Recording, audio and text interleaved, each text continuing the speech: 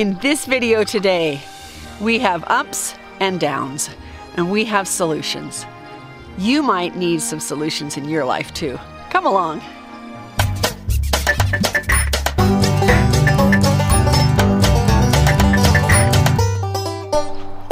Hi, I'm Jim. I'm Rhenda. We're hardiness approach. What about us? We have some good news. We have some great news.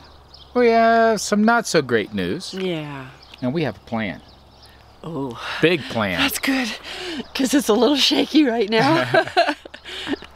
Our good news is that yesterday I went to the doctor with my daughter, and the babies are growing incredibly great. She's doing great. And she doesn't have to go to Salt Lake as early as we thought she was going to. So that's wonderful news for the babies and her husband and everything. That's great, great, great news.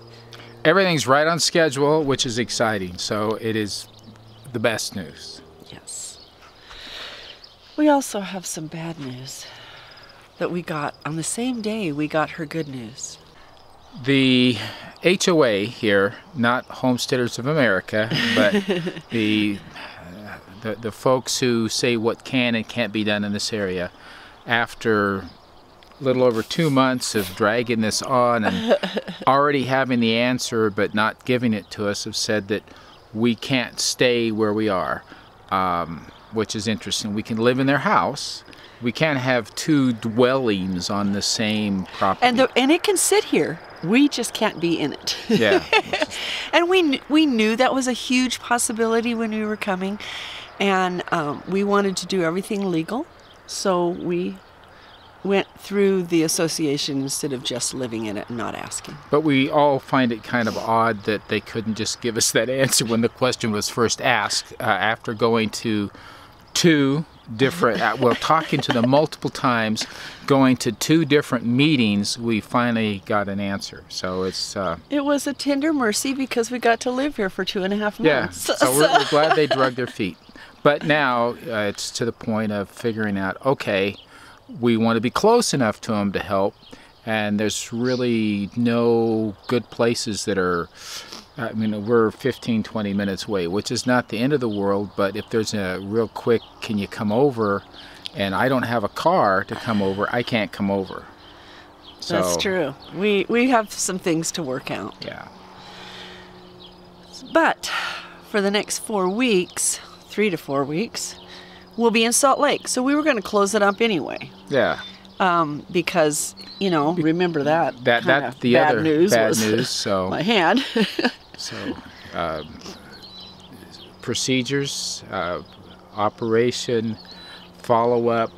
I mean, it's every day physical therapy for 2 weeks at least. So yeah. Then she'll be there for the baby. So yeah. it all kind of works out. We'll be staying there after that anyway. We'd plan on being there for a shorter period of time, so we'll see.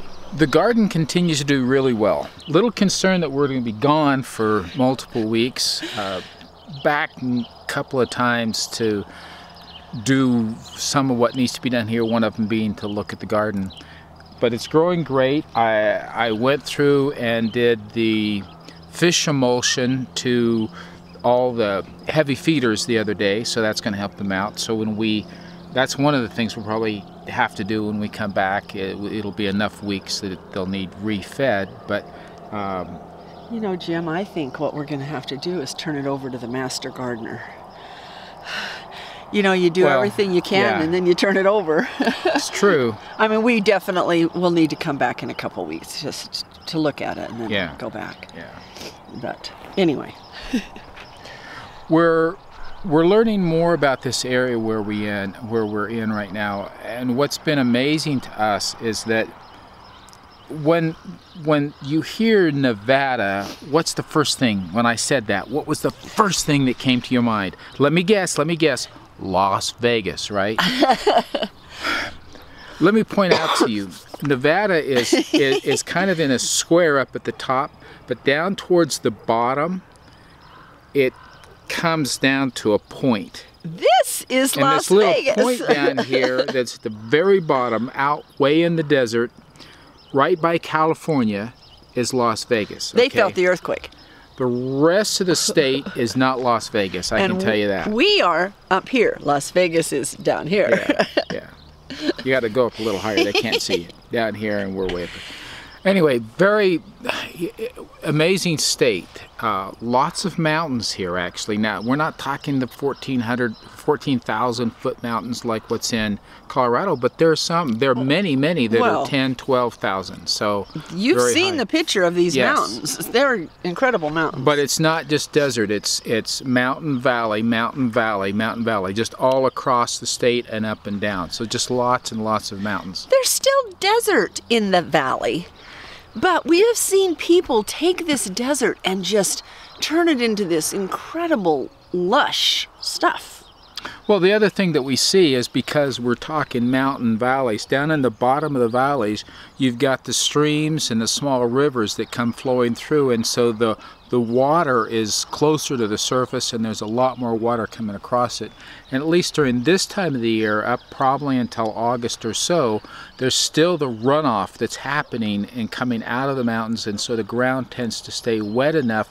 It grows naturally, lots of grass, lots of trees, and so it's very lush down in the bottom parts of the valleys. Those of you who have been in the West and seen it, you know what we're talking about, how you have these dry hillsides, wet areas down in the bottom where the rivers go.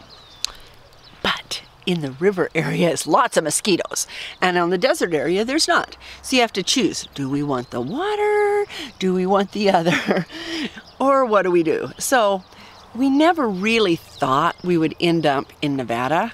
Never been on our bucket list. Never. And even moving here, we thought, well, we'll eventually move over to northern Utah, southern Idaho, and that's where we'll be. Well, our children are going to be here. I mean, he's a miner. No, he works in the mine. He's a geologist. He has a lifetime job. Lots of mines here. I mean, in fact, they're moving him from one to the other right now, the companies that he's in. We're also close to our children in Oregon, and we're close to our children in Salt Lake. And in regard to Salt Lake, most of the people here, when they have medical issues, when they really need to go shopping, they go to Reno, which is one direction, or Salt Lake, which is the other direction. Or Twin Falls, which is another direction. Right. I understand they have really good shopping in Twin Falls. We'll have to check that out sometime. Sometime. Gorgeous area. Anyway, so we are actually looking for our next homestead to be here in Nevada. Close. And last homestead. Close to these two little grandbabies who... It would be great to be close to them. Oh, when would we want to walk away from these two babies? When they're 2? When they're 3, we say, bye now. No!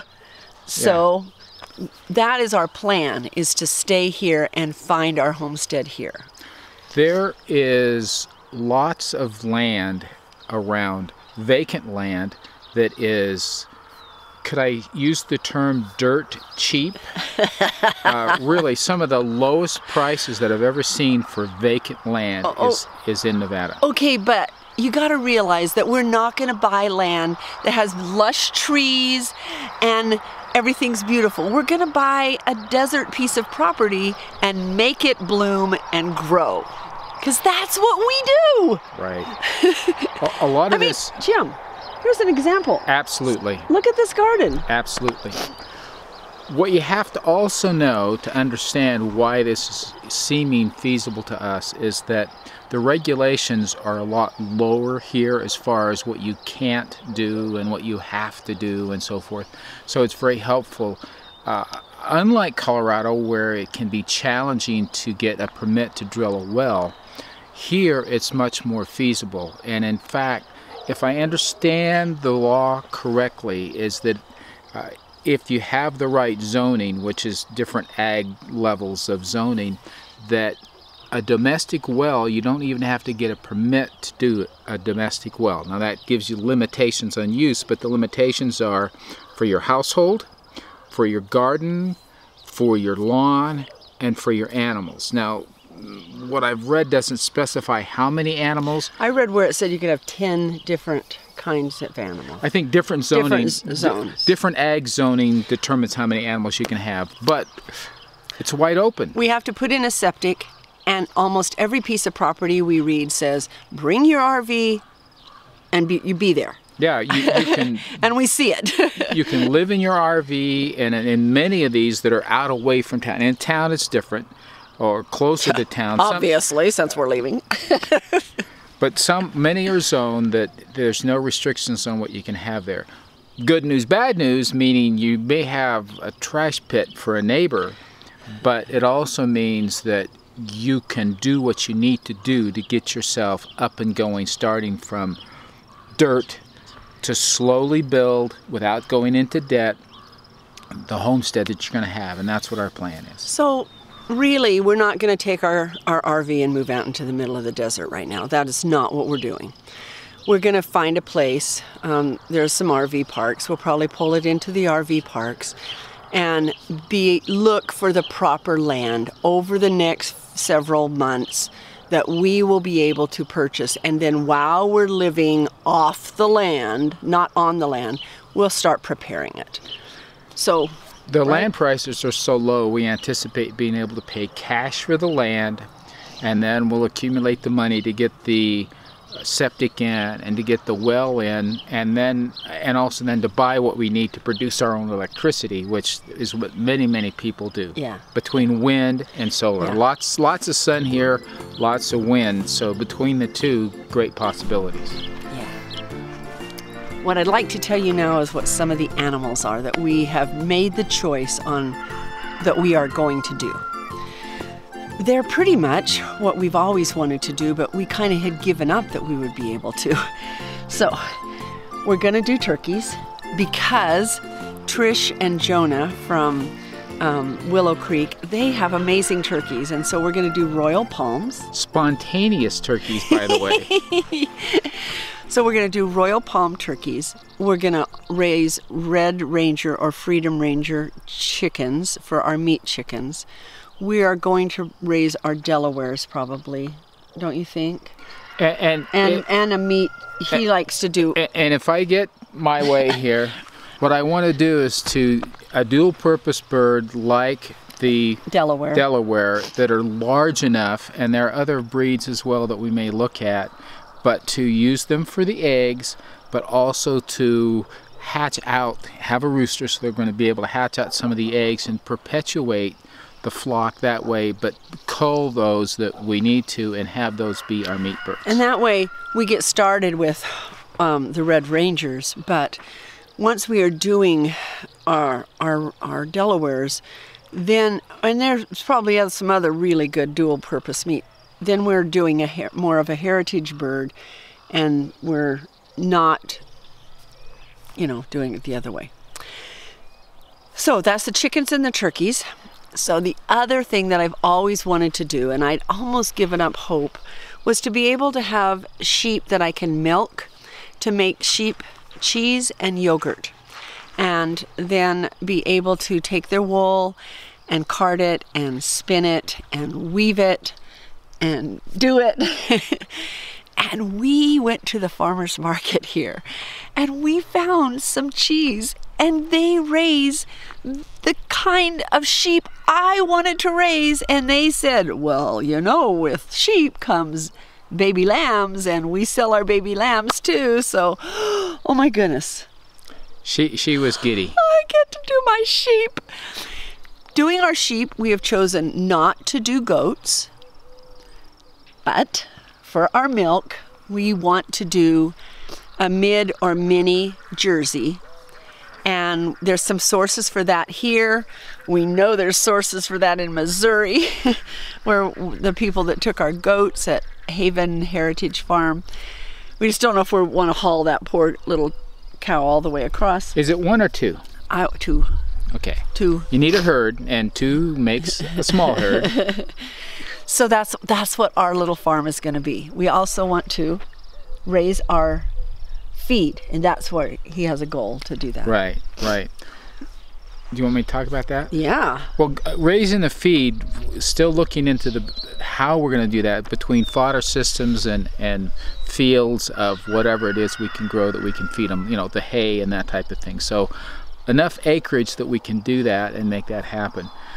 But in addition to that, what we're looking at to help the season here, because it's a short growing season. As you know, we had freeze up until June 21st. Yeah, June 21st. So not sure how soon that's going to start up again, but it really means that if we don't do something to extend the season on both ends, that there's not enough time to grow hardly anything. So obviously some type of a hoop house, greenhouse situation, and what we're really looking at are, I'm not sure what name to call them. I know that one of the names apply to part of what we're doing is wallopinis, meaning you dig down and you build your greenhouse in a pit. And if you've seen the Chinese ones, and that's what I'm going to talk about, the Chinese ones, which they have the rounded